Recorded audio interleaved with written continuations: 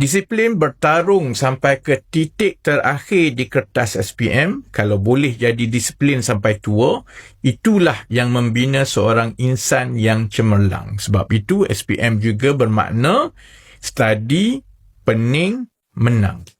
Baca kata-kata ini. Success is not final, failure is not fatal. It is the courage to continue that counts.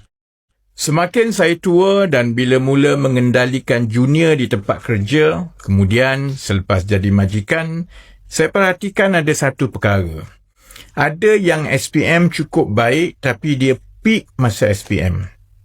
Ada yang cemerlang sampai SPM, sambung cemerlang habis universiti, tapi masuk kerja dia dah rasa penat.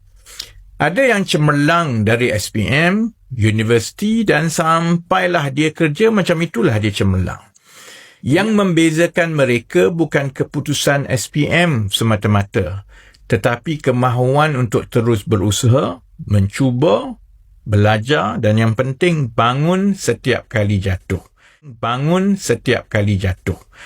Disiplin bertarung sampai ke titik terakhir di kertas SPM, kalau boleh jadi disiplin sampai tua, itulah yang membina seorang insan yang cemerlang. Sebab itu SPM juga bermakna study, pening, menang. Memang confirm kena study, confirm akan pening.